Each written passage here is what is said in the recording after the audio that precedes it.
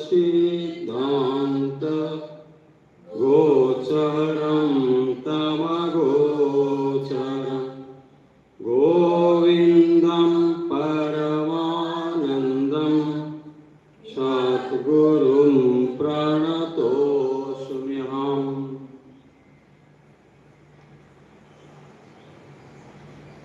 বিবেক চূড়ামণি একটি অদ্বৈত বেদান্তের প্রামাণ্য গ্রন্থ, যেখানে আচার্য শঙ্কর ক্রমান্বয়ে বিচারের পদ্ধতি অবলম্বন করে কিভাবে অজ্ঞান এবং এই অজ্ঞান থেকে মুক্তির পথ বিচারের দ্বারা কিভাবে আমরা জানতে পারি, বিবেক চূড়ামণিতে সেই বিষয়টি খুব সুন্দরভাবে উপস্থাপন করা হয়েছে, যেখানে যুক্তির উপর প্রতিষ্ঠিত এবং ক্রমান্বয়ে যে বিষয়ের বিবেচনা করা দরকার সেই সমস্ত বিষয় কিন্তু উপস্থাপন করা হয়েছে। শিষ্য এবং গুরুর মধ্যে কথোপকথন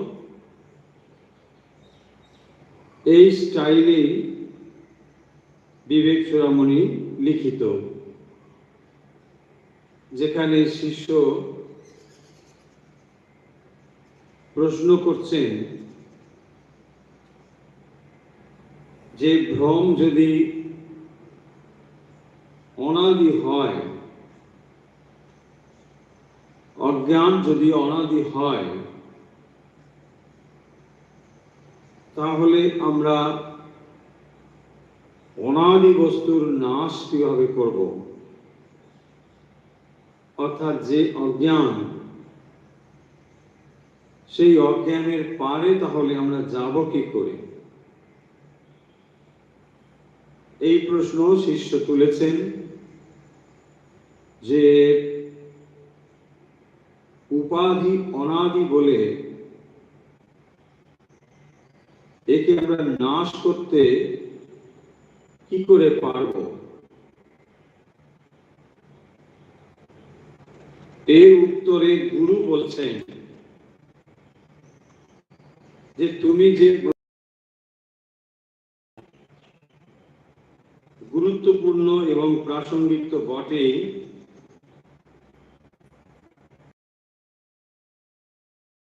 আমরা বই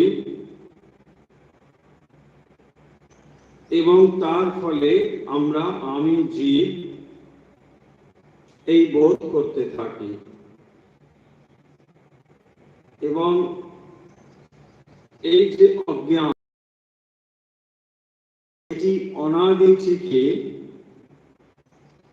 কিন্তু এটি অনন্ত নয়। সাধারণত কোন জিনিস অনাদি হলে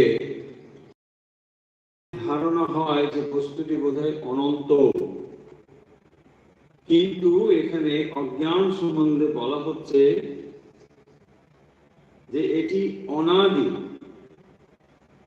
কিন্তু এটি অনন্ত নয়। ভ্রান্তি বিনা তসঙ্গস্য নিষ্ক্রিয়স্য নিরাকৃতেঃ। ভ্রান্তি বিনা তসঙ্গস্য, ভ্রান্তি ছাড়া এই যে নিজেদেরকে আত্মা, জীব সংকীর্ণ সীমাবদ্ধ বলে আমরা ভাবছি, অথচ আমরা সঙ্গরহিত, ক্রিয়ারহিত, নিরাকৃতে, আকার শূন্য তাহলে যার কখনো আকার থাকা সম্ভব নয়, যার কোনো ক্রিয়া থাকা সম্ভব নয়, ভ্রান্তির ফলে সেখানেও আমরা ক্রিয়া আগে চিন্তা করছি।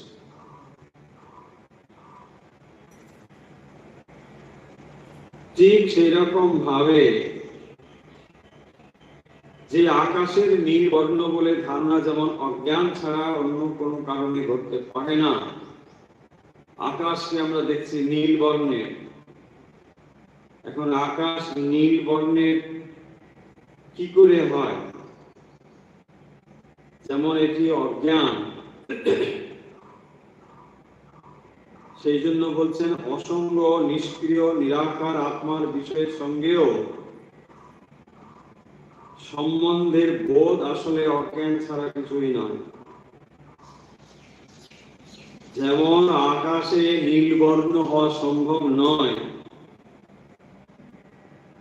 কিন্তু লোকে তো বলে আকাশ নীল, এটা আসলে ভুল করে বলে। ঠিক সেরকম যে আত্মা অসঙ্গ নিষ্ক্রিয় এবং যার কোনো আকার থাকা সম্ভব নয়, সেই রকম আত্মাকেও আমরা ভ্রান্তির ফলে সঙ্গ ক্রিয়াশীল এবং বিভিন্ন আকার সংযুক্ত বলে মনে করি। এখানে ভ্রান্তি, এবং এই ভ্রান্তি কিভাবে দূর করা সম্ভব, পরপর কয়েকটি শ্লোকে সেই কথা বলেছেন যে এই ভ্রান্তির বিনাশ কি করে সম্ভব। একমাত্র যখন জ্ঞান হয় তখনই ভ্রান্তির বিনাশ সম্ভব। বুদ্ধির বিভ্রান্তির ফলে আমরা নিজেদেরকে ক্রিয়াশীল বলে মনে করছি, অর্থাৎ যা আত্মার গুণ নয় সেগুলোকে আত্মার গুণ বলে চিন্তা করছি। এবং সেটি কিভাবে সম্ভব না, এইভাবেই বিচারের দ্বারা সেটি এখানে দেখানো হয়েছে যে আসলে আত্মা অসঙ্গ, অথচ বুদ্ধির বিভ্রান্তির ফলে তাকে আমরা সঙ্গ ক্রিয়াশীল বলে ভাবছি। শস্য দ্রষ্টু নির্গুণ স্যাৎ ক্রিয়াস্য প্রত্যেক বোধানন্দ স্বরূপ বুদ্ধেহে ভ্রান্ত্যা প্রাপ্তো জীবভাব ন সত্য মহাপায়ে নাস্তি বস্তু স্বভাব। এই অজ্ঞান এর ফলে আমরা ভ্রান্তিযুক্ত হয়ে জীবভাব প্রাপ্ত হয়েছি, এবং তার ফলে আত্মায় এই মিথ্যা উপাধি আরোপিত হয়েছে। তাই জীবের দোষ গুণ আছে, জীবের কাজ রয়েছে, কিন্তু আত্মার ঠিক তার বিপরীত। আত্মার দোষ নেই, গুণ নেই, তিনি অপ্রিয়, প্রত্যেকের অন্তরে বোধ স্বরূপ তিনি বিদ্যমান। তাই বিচার করে এখানে দেখানো হচ্ছে যে কিভাবে এই অজ্ঞানের বিনাশ সম্ভব। অজ্ঞানের বিনাশ যে সম্ভব তা পরপর কয়েকটি শ্লোকে বলা হচ্ছে।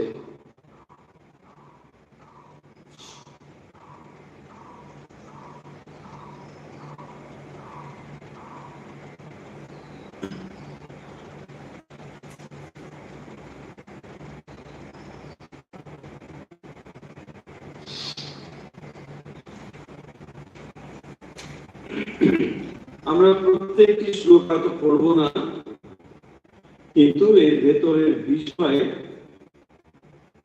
আমরা আরেকবার আলোচনা করব।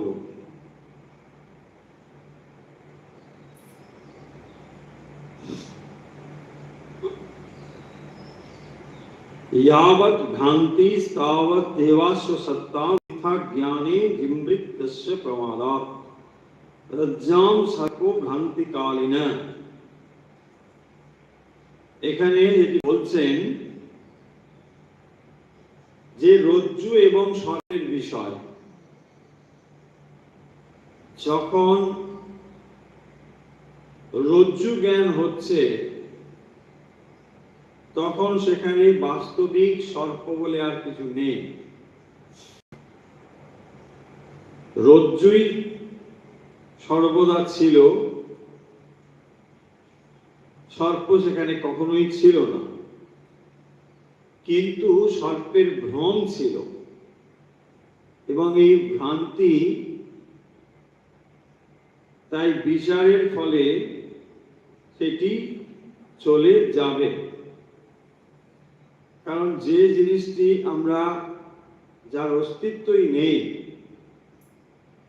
সেটি কেবলমাত্র যেতে পারে সত্য বস্তুর জ্ঞানের দ্বারা। দড়িতে সাপের ভ্রম তত সময় হবে কি যত সময় আমরা তার স্বরূপটা না জানব। তাই স্বরূপ জ্ঞান উৎপন্ন হলে তখন ভ্রান্তি জ্ঞান চলে যায়। সেইটি বলা হয়েছে যে যখন এই উপাধি বোধ আমাদের হয় সেটি অজ্ঞানজনিত, এবং এই অজ্ঞানজনিত উপাধি একমাত্র বিচারের দ্বারা সেটা যেতে পারে। তাই এটা অনাদি হলেও এটা অনন্ত নয়। কখন এটি শুরু হয়েছে এ কথা বলা যায় না। কেন এ কথা বলা যায় না কখন শুরু হয়েছে? না যখন আমরা নিদ্রিত হই বা যখন আমরা স্বপ্ন দেখি, স্বপ্ন কখন শুরু হয়েছে এই কথা স্বপ্নের ভেতর থেকে যখন আমরা থাকি তখন বলা যায় না। কেবলমাত্র জেগে উঠলেই যেমন স্বপ্নের কে স্বপ্ন বলে মনে হয়, ঠিক সেই রকম ভাবে অজ্ঞান অবস্থা থেকে যখন আমরা জ্ঞানের মধ্যে আসি কেবল তখনই আমরা বুঝতে পারি যে পূর্বের অবস্থাটি অজ্ঞান ছিল। তাই যে প্রশ্ন এখানে করা হয়েছিল যে অজ্ঞান কখন শুরু হয়েছে কিন্তু এটার বিনাশ আছে কি, এই প্রশ্ন রেখেছিলেন শিষ্য। তার উত্তরে গুরু বলছেন যে এর বিনাশ আছে। যিনি জ্ঞান প্রাপ্ত হন তার কাছে আর অজ্ঞান বলে কিছু থাকে না, কিন্তু তার জ্ঞান প্রাপ্তির পূর্ব পর্যন্ত অজ্ঞান অবশ্যই থাকে। এবং সেই জন্যই এখানে বলছেন যে এটার বিনাশ সম্ভব। তাহলে এই দুটো তিনটে শ্লোকে যে কথাগুলো বলা হচ্ছে তার তাৎপর্য বা অর্থ হলো এই 195 to 199 এর মধ্যে বলা হচ্ছে যে ভ্রান্তির বিনাশ সম্ভব। অর্থাৎ যে অজ্ঞান আমাদের স্বরূপের উপরে উপাধি তৈরি করেছে সেই উপাধির বিনাশ সম্ভব। এটি এখানে মূলত শিষ্যের প্রশ্নের উত্তরে গুরু এই কথা বলছেন। বিদ্যা বা জ্ঞান উৎপন্ন হলে অবিদ্যার কাজ অন্তঃকরণ জগৎ অনাদি সত্ত্বেও মূল অবিদ্যার সঙ্গে সেটা নষ্ট হয়ে যায়। উপমা দিয়ে বলা হচ্ছে, জেগে উঠলে যেমন স্বপ্নের বোধ আর থাকে না, ঠিক একই রকম ভাবে এই জগৎ অজ্ঞানের ফলেই আমরা তাকে দেখছি, কিন্তু জ্ঞান যখন হয় তখন অজ্ঞান থাকে না। আরো উপমা স্পষ্ট নিলে বোঝা যাবে যে যখন আমরা অন্ধকার দেখছি, এই অন্ধকার মনে হয় যে সমাপ্ত হবে না হয়তো, কিন্তু সমাপ্ত হবে যদি আলো জ্বলে ওঠে। তাই আলো জ্বলে ওঠা মানেই অন্ধকারের সমাপ্তি। অর্থাৎ অজ্ঞান তত সময় পর্যন্ত ক্রিয়াশীল যত সময় জ্ঞান উৎপন্ন না হচ্ছে। আবার দেখুন, যখন আলো আছে তখন অন্ধকার থাকতে পারবে না। অন্ধকার মানেই হচ্ছে আলোর অভাব। তাই যখনই সেখানে আলো আসবে, আলো আসার অর্থই হলো অন্ধকার আর নেই। তাই বলছেন এই যে ভ্রান্তি, অর্থাৎ নিজের স্বরূপ সম্বন্ধে বিপরীত ভাবনা, সেটি চলে যেতে পারে একমাত্র জ্ঞান লাভের ফলে। এবং এটি যে সম্ভব সে কথাও এখানে বলা হচ্ছে। অর্থাৎ এই ভ্রান্তির বিনাশ সম্ভব কিনা, এইটি ছিল শিষ্যের জিজ্ঞাসা। কারণ যেহেতু এই অজ্ঞানকে অনাদি বলা হয়েছে, তখনই শিষ্যের মনে প্রশ্ন উঠেছে যে যদি এটি অনাদি হয় তাহলে এর সমাপ্তি সম্ভব কিনা, এটা শেষ হয়ে যাবে কিনা। বলছেন এটা শেষ হয়ে যাবে, কিন্তু মজা হলো এই, একজনের জ্ঞান লাভ হলে সকলের অজ্ঞান চলে যাবে তা কিন্তু নয়। অজ্ঞান একজনের থেকে চলে গেল, কিন্তু অন্যজনের কাছে জ্ঞান লাভ না হওয়া পর্যন্ত অজ্ঞান থাকবে।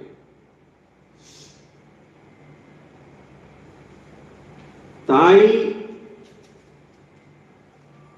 ভ্রান্তির যে বিনাশ সম্ভব, এইটাই হলো পয়েন্ট। যে ভ্রান্তি এটি চিরকাল থাকবে না, জ্ঞান উৎপন্ন হলেই এটি চলে যাবে। বিনিবৃত্তি ভবেৎ তস্য সম্যক জ্ঞানেন নান্যথা ব্রহ্মাত্মৈকত্ব বিজ্ঞানম সম্যক জ্ঞানম শ্রুতের মতম। এখানে বলছেন বিনিবৃত্তি ভবেৎ তস্য সম্যক জ্ঞানেন নান্যথা, অন্য কোনো ভাবে নয়। বিনিবৃত্তি ভবেৎ, নিবৃত্তি বিনিবৃত্তি, বিশেষভাবে নিবৃত্তি। কিসের নিবৃত্তি? অজ্ঞান নিবৃত্তি। তাহলে অজ্ঞান চলে যাবে। কিভাবে চলে যাবে না? সম্যক জ্ঞানেন, সম্যক জ্ঞানেন বিনিবৃত্তি ভবেৎ তস্য, অজ্ঞান দূরীভূত হবে, চলে যাবে। সম্যক জ্ঞানেন, তাহলে সম্যক জ্ঞান লাভের দ্বারা অজ্ঞান চলে যাবে। শ্রীরামকৃষ্ণ বলছেন আলো এলে অন্ধকার একটু একটু করে যাবে, সঙ্গে সঙ্গে চলে যাবে, একেবারে চলে যাবে। ঠিক সেই রকম বলছেন বিনিবৃত্তি ভাবে তস্য। বিনিবৃত্তি ভাবে তস্য মানে জ্ঞান এলে অজ্ঞান চলে যাবে এবং সম্পূর্ণরূপে এটি চলে যাবে। কিন্তু কিসের নিবৃত্তি? না নিবৃত্তি ভাবে তস্য, সেটা কি? অজ্ঞান, অজ্ঞানের নিবৃত্তি। এই অজ্ঞানটা কি? না আমাদের দেহ মন বুদ্ধি এইগুলো হচ্ছে আমাদের উপাধি। তাহলে দেহ মন বুদ্ধি এইগুলো আমাদের ব্যক্তি সত্তাকে আমি বলে মনে করিয়ে দেয়। দেহ মন বুদ্ধি আমাদের ব্যক্তি সত্তাকে আমি আমি বলে মনে করিয়ে দেয়, এই জন্য এটা উপাধি। তাহলে এই উপাধি চলে যাওয়া মানেই নিজের সত্তার জ্ঞান লাভ করা। তাহলে দেহে আত্মবুদ্ধি চলে যাবে, অজ্ঞান দূর হবে, তখন কি হবে? তাই বলছেন ব্রহ্মাত্মৈকত্ব বিজ্ঞানম, এবং তখন ব্রহ্ম আত্মা একত্ব বিজ্ঞানম, তখন ব্রহ্ম এবং আত্মা একত্ব বিজ্ঞানম, একত্ব অনুভব হবে। আমি সেই ব্রহ্ম, এই বোধ তখন হবে। এই বিজ্ঞান, এই যে বিশেষ জ্ঞান, একেই বলা হয় পূর্ণ জ্ঞান বা সম্যক জ্ঞান। কে বলছেন? শ্রুতের মতম, শ্রুতি বলছে, উপনিষদ বলছে। তাহলে মন বুদ্ধি শরীর এইটি আসলে আমাদের উপাধি। শরীর মন বুদ্ধির ভেতর দিয়ে সেই আত্মা প্রকাশিত হচ্ছেন বলে আমরা ভুল করে শরীরের ধর্মকে আত্মার, মনের ধর্মকে আত্মার, বুদ্ধির ধর্মকে আত্মার ধর্ম বলে মনে করছি। যেমন নাকি উপমা দিয়ে বলা হয় যে একটি দর্পণের কাছে যদি একটি লাল ফুল রাখা হয়, তখন দর্পণকে যেমন রঞ্জিত দেখায়, লাল দেখায়, অথচ দর্পণটি লাল নয়, লাল নহা সত্ত্বেও তাকে যেমন লাল দেখায়, ঠিক সেরকম ভাবে আত্মা এই বুদ্ধির উপর প্রতিবিম্বিত হওয়ার ফলে দেহ মন বুদ্ধিকে আত্মা বলে ভ্রান্তি হচ্ছে, অথচ সেটি বাস্তবিক সত্য নয়। তাহলে এখানে যে দর্পণ সেটি হলো আত্মা, আর লাল ফুল হলো আসলে আমাদের বুদ্ধি বা মন। সেই বুদ্ধি মন আত্মার সংস্পর্শে এসে সেটাকে, বুদ্ধিকে রাগ দেশ ইত্যাদির সঙ্গে সংযুক্ত আমরা দেখছি। তাই এখানে উপাধি থেকে বর্জিত হলেই এটা বোঝা যাবে যে তখন অজ্ঞানের বিনাশ সম্ভব। তাই এখানে বিনিবৃত্তি ভাবে তস্য সম্যক জ্ঞানেন নান্যথা। তাই এখানে বলছে যে অন্য কোনো ভাবে এটা সম্ভব নয়, এইভাবেই সেটা সম্ভব। জ্ঞানের দ্বারাই অজ্ঞান নিবৃত্তি করতে হবে। তাহলে স্বরূপত আত্মা হওয়া সত্ত্বেও জীব নিজেকে আসলে শরীর মন বুদ্ধির নিগড়ে নিজেকে ক্ষুদ্র বা সীমাহিত বলে ভাবছে। তার ফলেই তার এই সংসার যাত্রা, তার ফলেই সুখ দুঃখের অনুভব। তাহলে নিজের উপাধি থেকে যখন সে বর্জিত হতে পারবে, সেই জন্য বলছেন বিনিবৃত্ত ভাবে তস্য, এবং তখনই সম্যক জ্ঞানের নান্যথা, একমাত্র তখনই সম্যক জ্ঞান সম্ভব, না অন্যথা, আর অন্য কোনো ভাবে নয়। তখনই ব্রহ্ম আত্ম একত্ব বিজ্ঞানম। এইটি হচ্ছে সমস্ত ধর্ম আধ্যাত্মিকতার চরম লক্ষ্য, যে জীব ব্রহ্মৈব না পর, এটি অনুভব করা।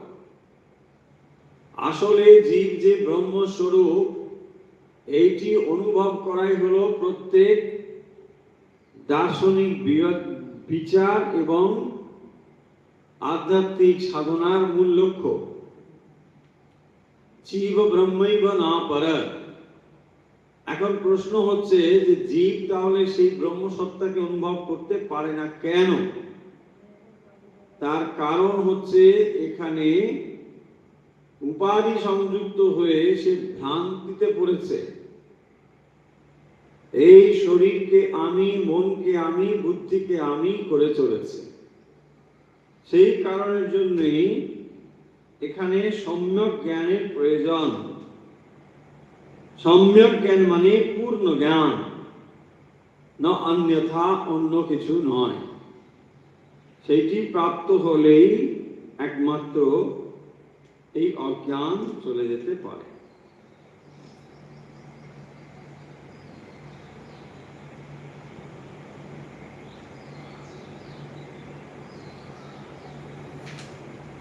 আমরা আর একটু এগিয়ে যাই। বলা হচ্ছে এরপরে কতগুলো এক্সাম্পল দিয়ে এই জিনিসটিকে বোঝানো হয়েছে।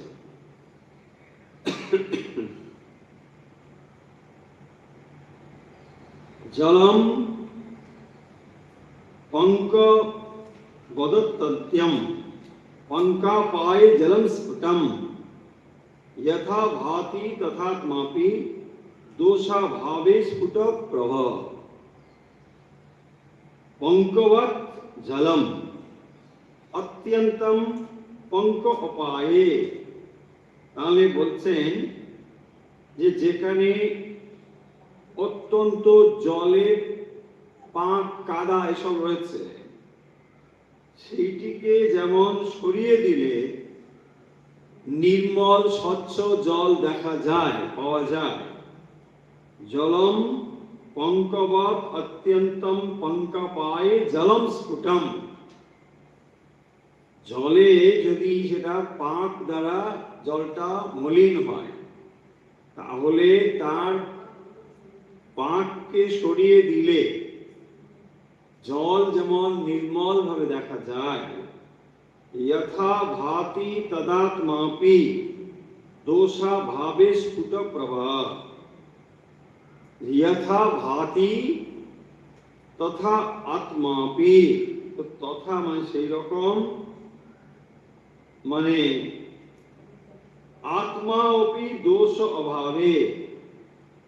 তাহলে আত্মাও অজ্ঞান রূপ দোষ মুক্ত হলে স্ফুট প্রভ, মানে নিজে নিজে উদ্ভাসিত হবেন। তাহলে এর অর্থ হলো, যদি উপমা দিয়ে বলছেন পাক যদি জলের সঙ্গে মেশে, তাহলে জলকে, নির্মল জলকে মলিন করে দেয়। এই মলিন জল থেকে পাককে সরিয়ে দিলে যেমন সেটি নির্মল হয়ে যায়, একই রকম ভাবে আত্মা অপি দোষ ভাবে স্ফুট প্রভা। দোষ অভাবে, কি তাহলে দোষ না, এই পাকের সঙ্গে তুলনা করা হয়েছে ভ্রান্তি, অজ্ঞানকে। তাহলে অজ্ঞান যুক্ত হওয়ার ফলে জল যেমন পাক যুক্ত হওয়ার পরে মলিন হয়ে যায়, অজ্ঞান যুক্ত হওয়ার ফলে যেন এটি মলিন হয়েছে। এই মলিনতা দূর হলে পরে যেমন আত্মা প্রকাশিত হন, ঠিক একই রকম ভাবে তাকে বলা হচ্ছে স্ফুট প্রবাহ, মানে সেটি পরিষ্কার ভাবে তার স্বরূপ প্রকাশিত হয়। জল যেমন মলিন থেকে স্বচ্ছ জল, ঠিক সেরকম ভাবে সে যেমন প্রকাশিত হয়। জীবাত্মা তাহলে উপাধিগুলোকে সরাতে পারলে পরমাত্মার সঙ্গে সে কিন্তু এক।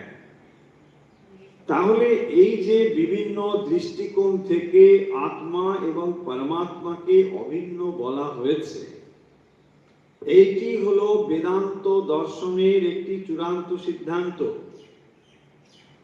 এবং সেই চূড়ান্ত সিদ্ধান্তটিকে বিচার করে করে দেখানো হচ্ছে এইটি কোনো কল্পনার দ্বারা প্রতিষ্ঠিত সত্য নয়, যে তুমি আসলে সেই আত্মা, তুমি ব্রহ্ম, তুমি ঈশ্বর, এগুলো কোনো আবেগের কথা নয়। এখানে দেখানো হচ্ছে একেবারে যুক্তির উপর যে কিভাবে জীব এবং ব্রহ্মের মধ্যে একত্ব রয়েছে। তাহলে জীবের মধ্যে যে জীবত্ব, এটাই তার উপাধি, এবং উপমা অনুযায়ী জলের সঙ্গে যে পঙ্ক বা পান, এই জল যখন পঙ্কযুক্ত হয়েছে, এটাই হলো তার মলিনতার কারণ। জীবেরও মলিনতার কারণ হলো জীবত্ব। সেই জীবত্ব কিভাবে এসেছে? শরীর মন বুদ্ধির সঙ্গে নিজেকে আমি যুক্ত করার ফলে। তাহলে যদি আমরা নিজেদের স্বরূপকে অনুভব করতে চাই, জীব থেকে যেমন জল থেকে পঙ্ককে না সরালে স্বচ্ছ জল অনুভব করা যায় না, ঠিক সেরকম ভাবে এই দুটোর পৃথকত্ব না করলে নিজের স্বরূপকে অনুভব করা যাবে না।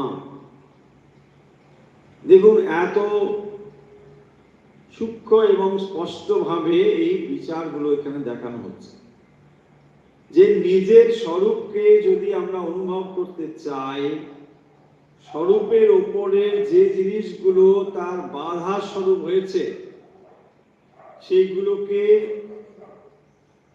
সম্পূর্ণভাবে সরাতে হবে। আর সেগুলোকে সরাতে না পারলে নিজের স্বরূপকে অনুভব করা সম্ভব নয়। তাই এখানে এটি বলেছেন উপমা দিয়ে, জলম পঙ্কবৎ অত্যন্তম পঙ্কাপায়ে জলম স্ফুটম তথা ভাতি তথাত্মাপি দোষাভাবে স্ফুট প্রবাহ। পাঁকের সঙ্গে জলের মিশ্রণ হলে পরে জল যেমন মলিন হয়ে যায়, তাহলে এখানেও সেই জিনিসটি ঘটেছে। দেখুন, দুটো জিনিস, দুটো সম্পূর্ণ বিপরীত ধর্মী জিনিস, অথচ দুটো মিশে গিয়ে এমন একটি অবস্থা তৈরি হয়েছে যে তার বাইরে কখনো আসা যাবে এটা আমরা ভাবতে পারি না। যেমন নাকি দেখুন, আমাদের ব্যবহারিক জীবনেও আমরা কখন দেখতে পাবো যে যখন বলছি গরম জলে হাত পুড়ল, আসলে গরম জলে হাত পড়ে না। জল একটি আলাদা জিনিস আর গরম একটি আলাদা জিনিস। জলের ধর্ম উষ্ণতা নয়, যেটা অগ্নির ধর্ম। অথচ অগ্নির সঙ্গে জলের সংযোগ হওয়ার ফলে আমরা জলের ধর্মের সঙ্গে অগ্নির ধর্মের সংযুক্ত হয়েছে। তার ফলে একটি নতুন জিনিস, সেটিকে বলছি গরম জল। অথচ এই গরম জল যা দুটো জিনিসের সংমিশ্রণে হয়েছে, এই যে তফাৎটুকু করা, এটাই আপনাকে বুঝতে হবে যে তাহলে এখানে কি হয়েছে না, এখানে আত্মা এবং অনাত্মা, একটি জড় ধর্মী, একটি চেতন ধর্মী, এই দুটো জিনিসের সহাবস্থানের ফলে আমাদের এমন ভাব তৈরি হয়েছে যে যেন দুটো এক। আসলে দুটো এক নয়। তাহলে এই উপমা থেকে যেমন আপনি সহজেই বুঝতে পারেন যে গরম জল, জলের ধর্ম আর গরম, এই দুটো আলাদা জিনিস, এটি আপনার বাস্তব অভিজ্ঞতা থেকে আপনি জানেন। ঠিক একই রকম ভাবে এই আত্মা এবং অনাত্মা যদি আপনি অনুভব করেন, কেবল তখনই আপনি বুঝতে পারবেন যে আপনি আসলে এই দেহ মন বুদ্ধির কেউ নয়।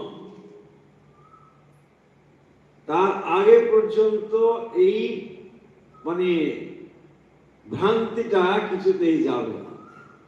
কত সময় বলবেন হ্যাঁ গরম জলে হাত পড়েছে, কারণ গরম আর জল দুটোকে আপনি একই দেখছেন। এই গরম আর জলের মধ্যে যে সূক্ষ্ম তফাৎ রয়েছে সেটি আপনার বাস্তব অভিজ্ঞতা থেকেই আপনি বোঝেন। কারণ জল স্বাভাবিকভাবে কখনো উষ্ণ নয়। এই অনুভব যখন আপনার হয়েছে বাস্তব অভিজ্ঞতা থেকে, কেবল তখনই আপনি বোঝেন যে না এই দুটো আলাদা ধর্মের জিনিস একসঙ্গে হয়েছে। দেখুন, যদি ওই অনুভব আপনার না থাকে, হাজার আপনাকে তত্ত্ব বললেও আপনার ধারণা হবে না। বলছে না গরম জল আলাদা কি করে হয়, গরম আবার জল আলাদা কি, দুটো তো একই জিনিস। ঠিক এরকম ভ্রান্তিটাই আমাদের হচ্ছে যখন বলা হচ্ছে যে আত্মা এবং অনাত্মা দুটো একসঙ্গে মিশেছে। কিছুতেই আপনার বোধ হচ্ছে না যে আবার মেশামেশির কি, তাই না? আমি এই দেহ, আমি এই শরীর, আমি এই মন, এই তো আপনি অনুভব করছেন। এই পৃথকত্বের অনুভব তখন কিছুতেই হচ্ছে না, অথচ এটা পৃথক। তাই এই উপমা দিয়ে এই জিনিসগুলোকে বোঝানো হচ্ছে। আরো বহু উপমা আমরা দিয়েছি, যেমন সূর্য এবং মেঘের উপমা। এই উপমাগুলো হচ্ছে বেদান্তের একেবারে মানে অত্যন্ত ধ্রুপদী উপমা। এগুলোকে বেদান্ত বুঝতে গেলে বারবার মনে রাখতে হবে এবং এই উপমাগুলোকে চিন্তা করে এর উপমেয় জায়গায় এটাকে বসাতে হবে। তবেই আপনি এগুলো নিয়ে ধারণা করতে পারবেন যে কি আছে। তা না হলে এই কথাগুলো বোরিং মনে হবে, এই কথাগুলো বারবার সুতো বলে মনে হবে এর থেকে একটু মানে শাড়ির লড়াই দেখলে ভালো হবে, তাই না? এইসব তুমি কি হবে, ওই সাপ দূর মশাই সাপটা রোজ খালি একই, একটু ষাঁড়ের লড়াই করুন না, তাই না? সাপের লড়াই না করে একটু সাপের লড়াই করুন। মানুষের অবস্থা এরকম। দেখুন, আমরা আসলে না সত্যি সত্যি মানে এন্টারটেনমেন্ট পছন্দ করি। এন্টারটেনমেন্ট, এটা একদম সত্যি কথাই আমরা পছন্দ করি। এন্টারটেনমেন্ট, স্পিরিচুয়াল এন্টারটেনমেন্ট, তাই না? আধ্যাত্মিকতা সেটাও একটা আবার এন্টারটেনমেন্ট মতো। কারণ যদি একই জিনিস রোজ হয় ভালো লাগবে, বৈচিত্র্য চাই। একই জিনিস যদি আপনি প্রত্যেক দিন করেন সেটা হবে না। সেই জন্যই বলছি এক মন্ত্র কেন রোজ যোগ করবো, তাই না? আজ একটু মন্ত্র হলো, কাল একটা আর একটা গুরু করলাম, তার মন্ত্র খানিকটা করবো, ওখানে দাঁড়িয়ে বাবা পাওয়া গেল, দাঁড়িয়ে বাবা খুবই বেশ শক্ত সামর্থ্য দেখতে পাচ্ছি, লাফা জাফা করে, ফলে ও একটু মন্ত্র নিয়ে নাও, ওখান থেকে আর একজনের নাম, এই চলছে। সোমবার এর হলো, মঙ্গলবার ওই ওর কাছে, পরশু দিন আরেক, বৈচিত্র্য। কিন্তু বুঝতে পারি না যে এই ভ্রান্তি অবস্থার ভিতরে যখন থাকি আমরা, তখন মন যে কিভাবে আমাদেরকে বিভ্রান্ত করে এর কোনো মানে ইচ্ছা নেই। সেইগুলি বুঝতে পারি না বলেই এই জিনিসগুলো ধারণা করা যায় না। এখানে আরো বলা হচ্ছে, দেখুন,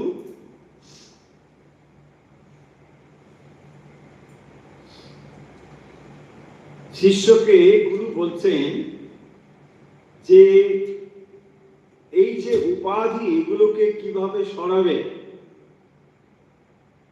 অসন্নিবিত্ত তু সদাত্মনা স্ফুটম প্রতীতিরেতস্য ভবেৎ প্রতীচ ততো নিরাশঃ করণীয় এব সদাত্মনা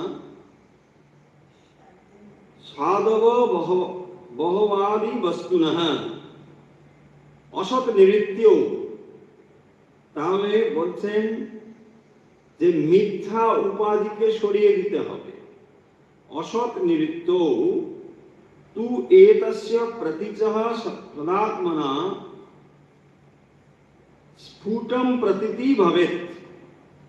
তাহলে যেটি আরোপিত জিনিস সেটাকে সরিয়ে দিলে যেটা সত্যি সত্যি সেটাই স্ফুটতর হবে, যেটা চিরকাল ছিল সেটাই বেরিয়ে আসবে, আর যেটা আরোপ করে যুক্ত হয়েছিল সেটা চলে যাবে। এই কথাই বলছেন, তাতো নিরাশা করণীয় এব সদাত্মনা। তাহলে এটাকেই সরাতে বলছেন, যেটা উপাধি রূপে যুক্ত হয়েছিল সেইটিকেই সরাতে হবে। কি করে সেটা করব? সদাত্মনঃ অহম আদি বস্তুনা তথা সদাত্মনা অহম আদি বস্তুনা সাধু নিরাশ এব করণীয়। সাধু মানে এখানে সম্পূর্ণভাবে, নিরাশ মানে সরাতে হবে। সেই জন্য বলছেন যে আত্মা থেকে অহংকার আদি বস্তুর যে সম্পূর্ণ রূপ, এইটি নিরসন করা কর্তব্য। তাহলে এটাকে সরাতে হবে। দেখুন, আপনি বিবেক চূড়ামণি যখন পড়ছেন, এখানে দেখবেন কিছু কিছু শ্লোক মানে ভাবগত ভাবে সাদৃশ্য রয়েছে। মানে মনে হবে যেন একই কথা বারবার বলা হচ্ছে। একই কথা বারবার বলার তাৎপর্য হলো যে দেখুন, যদি এই কথা আপনার শোনা হয়ে থাকে, আপনি শুনেছেন, তাহলে আপনার ধারণা কেন হচ্ছে না, বোধ কেন হচ্ছে না? সেই কারণের জন্য এই কথাগুলোকে বারবার বলা হচ্ছে, যাতে আপনার ধারণা হয়। আর এই কথাগুলোর যে কত ইম্পর্টেন্ট সেইটি বোঝানোর জন্য এই শ্লোকগুলো এখানে বারবার বলা হচ্ছে। যে সমস্যা একটি, এবং সেটাকে যদি তুমি ভালোভাবে ধরতে পারো, তাহলে আর হাজার কথায় কাজ কি? অনেক কথায় কি কাজ? কোনো কাজ নেই। অজ্ঞান নিবৃত্তি হচ্ছে একমাত্র কর্ম। সেই অজ্ঞান নিবৃত্তি কিভাবে সম্ভব সেটি তাই বারবার বলছে। একবার যদি কোনো রকম ভাবে অজ্ঞান নিবৃত্তির শপথ আপনি নেন, তাহলেই বিবেক চূড়ামণি সার্থক হবে। তা না হলে মানে অন্য অপ্রয়োজনীয় কথা প্রচুর বলে কি লাভ? তাই বলছেন যে যেই জিনিসটি অত্যন্ত গুরুত্বের সঙ্গে ভাবা দরকার, সেইটি এখানে বারে বারে উল্লেখ করছেন।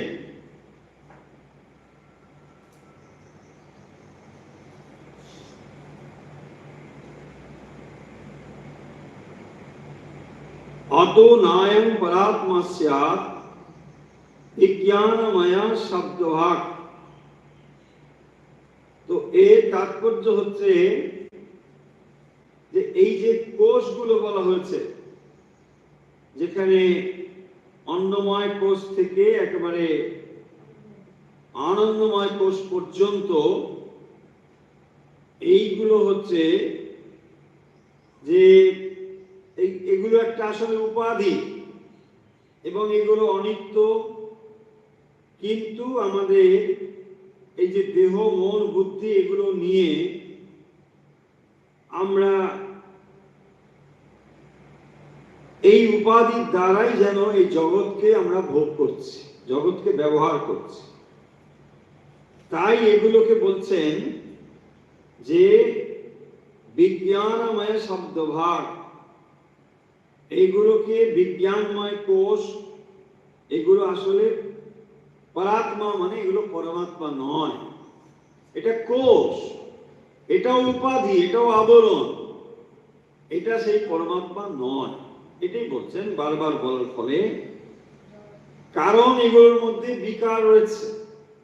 তাহলে যেখানে বিকার হয় সেগুলো জড় বস্তু, সেগুলো পরিচ্ছিন্ন। যেগুলোর মধ্যে বিকার হয় সেটা যেহেতু পরিচ্ছিন্ন, তাহলে পরমাত্মা এগুলোর থেকে পৃথক, আলাদা।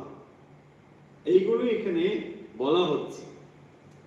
তাহলে প্রথম আজকে যে কথা বলা হলো 195 to 199 এর মধ্যে, যে ভ্রান্তির বিনাশ সম্ভব, মানে অজ্ঞান দূরীকরণ সম্ভব। যেখানে অজ্ঞান সম্বন্ধে বলা হয়েছে এটি অনাদি, এটি অনাদি হতে পারে কিন্তু অনন্ত নয়, এর অন্ত আছে। মানে জীব কখনো না কখনো জ্ঞান লাভ করবেই করবে, এমন নয় যে সে চিরকাল অজ্ঞানের মধ্যে থাকবে, তা নয়। কেন নয়? না, তার স্বরূপই হলো জ্ঞান, তার স্বরূপই হলো আত্মা। তাই অজ্ঞান তার স্বাভাবিক অবস্থা নয়। দেখুন, একটি ঘর সর্বদাই আলোকিত থাকে, এটাই তার স্বাভাবিক অবস্থা। অন্ধকার ঘরের স্বাভাবিক অবস্থা নয়। হয়তো কোনো কারণে সেখানে আলো নেই, আলো ছিল, এখন আলোটা নিভে গিয়েছে। তাহলে আলো পূর্বেও ছিল, ভবিষ্যতেও থাকবে, এই মুহূর্তে আপনি অন্ধকার দেখছেন। মানুষের জীবনেও তাই, অন্ধকার সাময়িক, আলো পূর্বেও ছিল, পরেও থাকবে। তাই বন্ধন আপনার স্বাভাবিক অবস্থা হতে পারে না।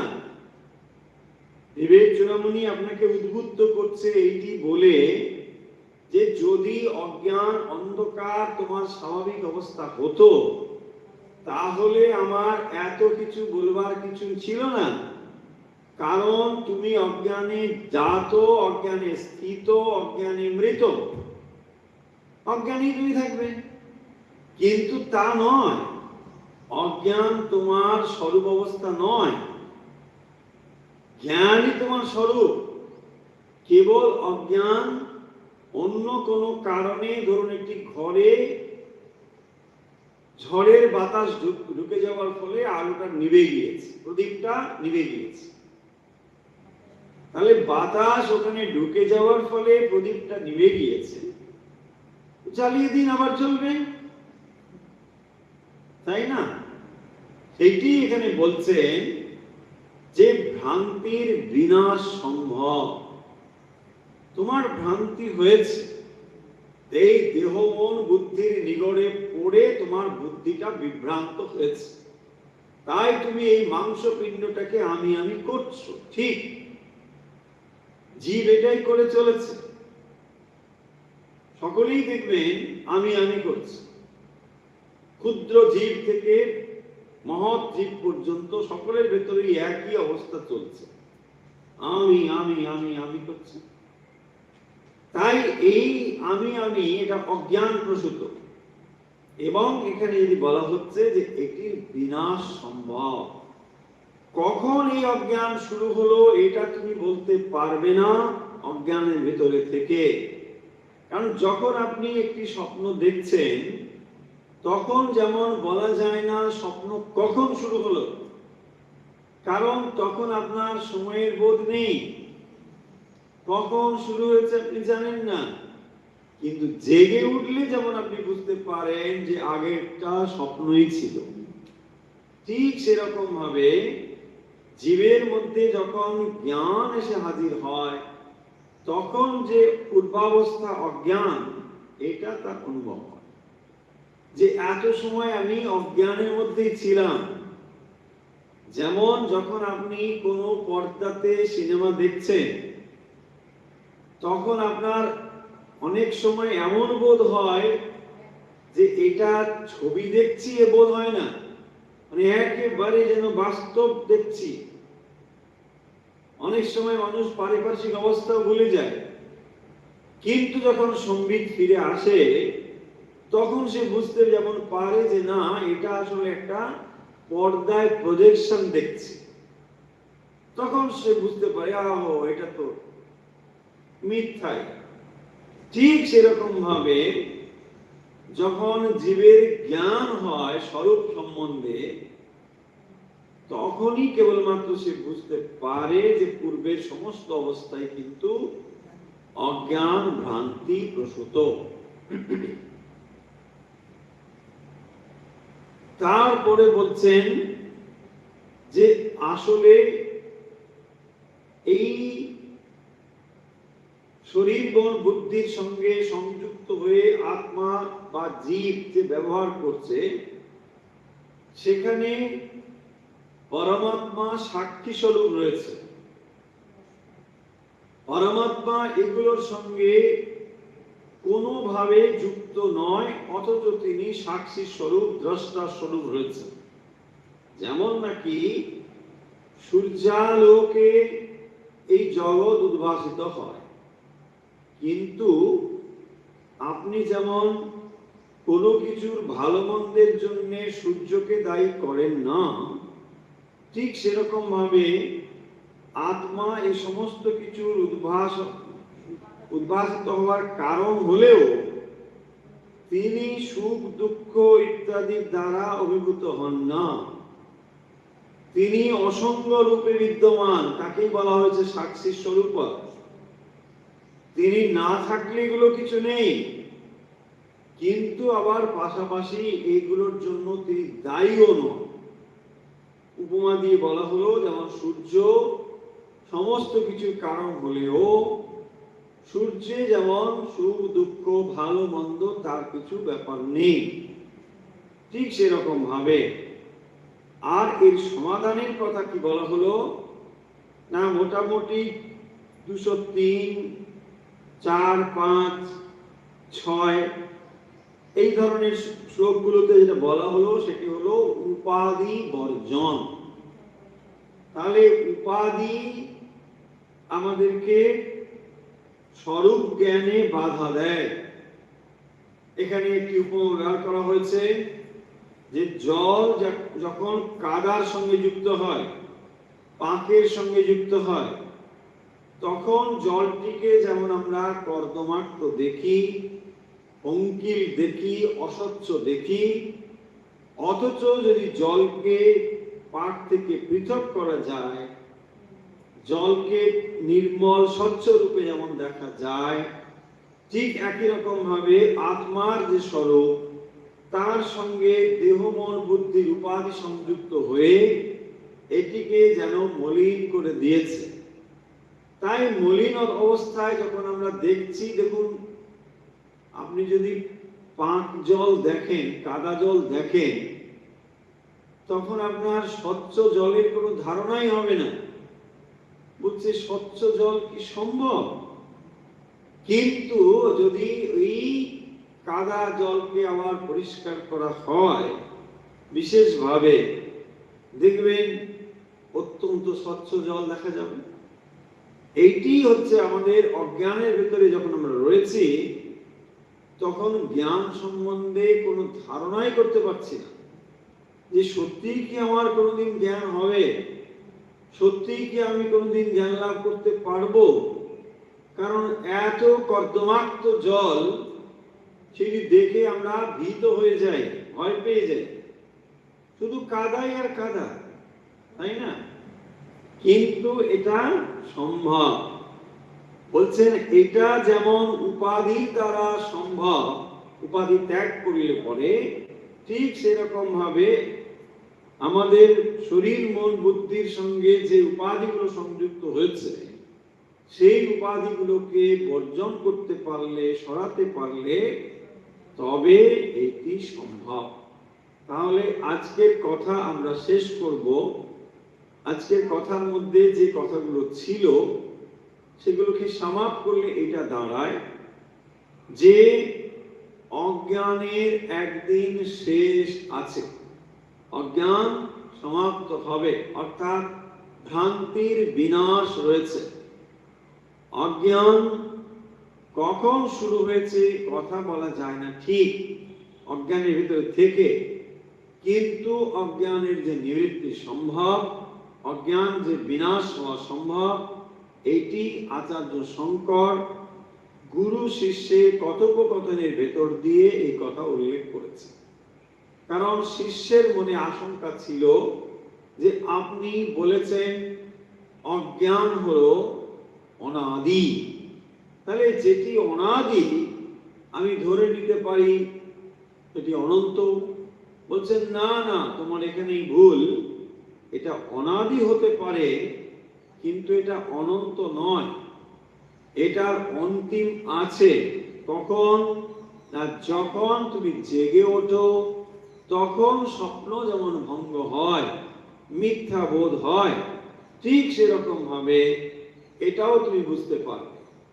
একটি ঘরে, অন্ধকার ঘরে যেমন আলো জ্বেলে দিলে ঘরটিকে আলোকিত দেখা যায়, ঠিক সেরকম ভাবে জীব যখন তার অজ্ঞানকে চলে যায়, জ্ঞান যখন সেখানে আসে, তখন যেমন অজ্ঞান চলে যায়, ঠিক একই রকম ভাবে এই ভ্রান্তিরও বিনাশ সম্ভব। সেকেন্ড যে কথাটি বলা হলো সেটি হলো যে আত্মার সাক্ষী ভাব, আত্মা সাক্ষী স্বরূপ, তিনি অসঙ্গ, কর্মরহিত, আকার রহিত। আত্মার কোনো আকার নেই, আত্মা অসঙ্গ, আত্মা ক্রিয়াশীল নয়, ক্রিয়াহীন, নিষ্ক্রিয়। ফলে এই যে গুণগুলো আত্মার হওয়া সত্ত্বেও আপনি নিজেকে অনুভব করছেন আমি ক্রিয়াশীল, আমি আকারযুক্ত। কেন এটা হচ্ছে? এই জন্য উপমা দিয়ে বলা হচ্ছে যে একটির সঙ্গে আরেকটির সহাবস্থানের ফলে একটি ধর্ম আরেকটির উপরে সে পড়েছে। যেমন নাকি আমরা গরম জলের কথা বললাম, যেমন নাকি আমরা লোহার বলে লাল হয়ে যাওয়ার কথা বলেছি, যে একটি লোহার বল তার সঙ্গে যদি অগ্নির সংযোগ ঘটে, সেই লোহার বলকে আপনি উজ্জ্বল দেখবেন, আবার তাকে আপনি উষ্ণ দেখবেন, অনুভব করবেন। তাহলে এই যে উষ্ণতা এবং উজ্জ্বলতা, এই দুটো লোহার ধর্ম নয়। লোহার ধর্ম না হওয়া সত্ত্বেও যেমন আপনি লোহার বলটিকে লাল দেখতে পাচ্ছেন, আবার গরম অনুভব করছেন, ঠিক সেরকম ভাবে যেটি আত্মার স্বরূপ বা স্বভাব নয়, সেইটি সংস্পর্শে থাকার ফলে দেহ মন বুদ্ধিকে চৈতন্যময় বলে মনে হচ্ছে। আর এখানেই আমাদের ভ্রান্তির শুরু, এই জন্যই আমরা বিভ্রান্ত হচ্ছি। তাহলে বিভ্রান্ত হলেও এমন একটি তফাৎ রয়েছে, যেই তফাৎটির বোধ হলে এই দুটো যে সম্পূর্ণ আলাদা জিনিস, এই বোধটা আপনার হবে। আর এই বোধ হলেই তখন আপনি অনাত্ম থেকে আত্মার পৃথকত্ব অনুভব করতে পারবেন। তাই কি বলা হলো না, উপাধি বর্জিত হলেই এটি অনুভব করা সম্ভব। তাহলে শরীর মনের উপাধিগুলো আপনাকে আত্মার স্বরূপকে জানতে দেয় না। এই উপাধিগুলো সরিয়ে দিলেই আপনি নিজের স্বরূপকে অনুভব করতে পারবেন। তাহলে জীব মানে কি না, জীব মানে আত্মা প্লাস উপাধি। জীব মানে হলো আত্মা প্লাস উপাধি। আর এদিকে ব্রহ্ম মানে কি? ব্রহ্ম মানে হলো কেবল ব্রহ্মই হচ্ছে চৈতন্য স্বরূপ। তাহলে কেবল চৈতন্য, আর এখানে রয়েছে চৈতন্য প্লাস উপাধি। তাহলে এই উপাধি অংশটাকে সরিয়ে দিলে চৈতন্য অংশে এক, সেইটি বলা হচ্ছে জীব ব্রহ্মৈব না পর। তাহলে যেখানে জীব এবং ব্রহ্মের একত্ব বলা হয়েছে, সেখানে এর অর্থ এই নয় যে আপনি ব্রহ্ম, আপনি ব্রহ্ম নন। উপাধি বর্জিত যে আপনি, তিনি ব্রহ্ম। তাহলে লাফালাফি করে, ভুল অর্থ করে লাফালাফি করলে আমি ব্রহ্ম, ব্যাস লোকে ওইসব করতে থাকে, দেখবেন কিছুই না, কোথায় হয়তো একটা সামান্য কোনো অনুভব হয়েছে, ভাবলো ব্রহ্ম অনুভূতি হয়ে গেছে বলে তিনি গুরুগিরি শুরু করে দিয়ে ব্যাস একটা বিরাট দরবার খুলে বসেছে। কেন না, আমাকে খাওয়াও, আমি ব্রহ্ম। অত সোজা নয়। উপাধি বর্জিত জীবই হচ্ছেন ব্রহ্মস্বরূপ, অর্থাৎ চৈতন্য অংশে ব্রহ্ম, জীব অংশে নয়। তা না হলে সব তত্ত্ব গোলমাল হবে। যে কেউ বলতে পারে আমি তো ব্রহ্ম, বলতে পারেন, কিন্তু সেই ব্রহ্ম অনুভব হতে গেলে জীবত্বের অনুভব হচ্ছে উপাধি সেটি বর্জিত হবে, তবেই সেটি অনুভব করা সম্ভব। চলো তাহলে আজকের কথা, অনেক কথা হলো, খানিকটা মনোরঞ্জন, না মনোরঞ্জনের বিষয় আজকে কিছু ছিল না, আজকে সব আত্মানুরঞ্জন, সব আত্মানুরঞ্জন ছিল। তো তার মধ্যে আমরা তিনটি পয়েন্ট দেখলাম, যে ভ্রান্তির বিনাশ সম্ভব, আত্মা সাক্ষী স্বরূপ, এবং উপাধি ত্যাগ করলে পরে তখন জীব এবং ব্রহ্মের একত্ব অনুভব করা সম্ভব। এই ছিল আজকের কথা। চলো